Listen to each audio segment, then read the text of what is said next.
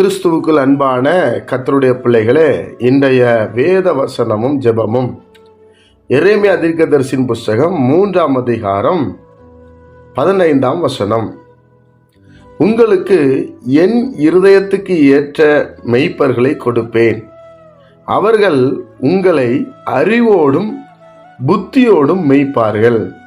என் அன்புக்குரியவர்களே, இன்றைக்கு பிரச்சனையே நமக்கு இதுதான்.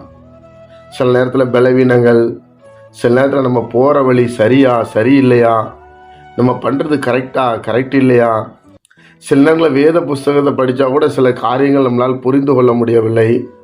என் அன்புக்குரியவர்களே, ஆண்டவர் சில காரியங்களை நமக்கு சொல்லுகிறார். என் இருதயத்துக்கேற்ற மெய்ப்பொருளை உங்களுக்கு கொடுப்பேன்.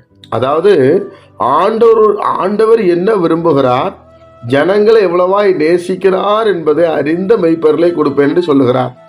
அதனால அதுக்கு முந்தின வசனம் பார்த்தீங்கன்னா, சீர்கெட்ட பிள்ளைகளை திரும்புங்கள் கர்த்தர் சொல்லுகிறார் என்று சொல்லப்பட்டிருக்கிறது.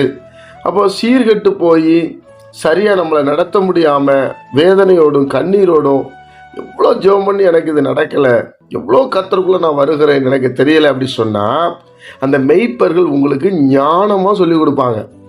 இதனால தான் அந்த பிரச்சனை, இதனால தான் உங்களுக்கு போராட்டம், இதனால தான் கர்த்தர்ட்ட இருந்து ஆசீர்வாதம் உங்களுக்கு வரலை, அப்படி அழகா நிதானமாக நீங்களும் அவங்கக்கிட்ட கேட்டு செய்யக்கூடிய அளவு ஆண்டவர் அப்படிப்பட்ட ஒரு நல்ல மெய்ப்பர்களை கொடுப்பேன் என்று சொல்லுகிறார்.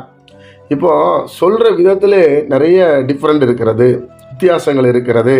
இயேசு கிறிஸ்து பாருங்க, நம்மகிட்ட சொல்லும்போது ஓமைகளாய் பேசுகிறார். ஏன்னு சொன்னால், அப்படி கூட என் பிள்ளைகளுடைய இருதயம் என்ன பண்ணிடக்கூடாது, மனசோர்வு அடைந்து விடக்கூடாது என்பதற்காக ஓமைகளை எடுத்து எடுத்து எடுத்து எடுத்து பேசினார். அதில் நிறைய பேர் மனம் திரும்பினாங்க. அதே போல் கர்த்தர் அவருக்கேற்ற இருதயத்தில் சந்தோஷப்படுற வண்ணமாய் நம்மை நடத்துவதற்கு அறிவுள்ள புத்தியுள்ள மெய்ப்பொருளை கொடுப்பாராம்.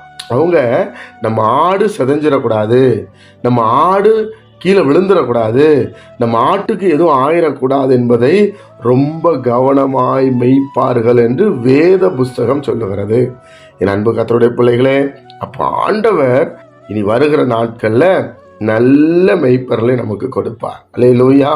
நல்ல மெய்ப்பர்கள், நம்ம பாஸ்டர், நம்மளுடைய ஐயருங்க, கர்த்தர் நல்ல மெய்ப்பர், நல்லதை சொல்லி கொடுப்பாங்க, நல்ல காரியங்களை சொல்லிக் கொடுப்பாங்க, ஏசப்பாவுக்கு ஏற்ற விதமாக சொல்லிக் கொடுப்பாங்க. அதை விசுவாசிங்க. நீங்கள் ஆண்டவருக்குள்ள பலப்பட எனக்கு கொடுத்துருக்கிற ஊழியக்காரர், எனக்கு கொடுத்துருக்கிற போதகர், எனக்கு கொடுத்துருக்கிற அட்வைசர் நல்ல மனசுள்ளவங்களாக இருப்பாங்க என்று நீங்கள் விசுவாசிக்கணும். ஜெபிப்போமா? பிதாவே, உடைய குமாரன் இயேசு கிறிஸ்துவின் நாமத்தில் வருகிறோம். எங்களுக்கு நல்ல மெய்ப்பர்களை தாங்க ஆண்டவரே. நாங்கள் எங்களை அறிவோடும் புத்தியோடு நடத்துகிறவங்க எங்களுக்கு தாங்க. எங்களை தாழ்த்தி ஒப்பு கொடுக்குறோம். எந்த நாளை எங்களுக்கு ஆசீர்வதிச்சு தாங்க. இயேசுவின் மூலம் பிதாவே, ஆமென்.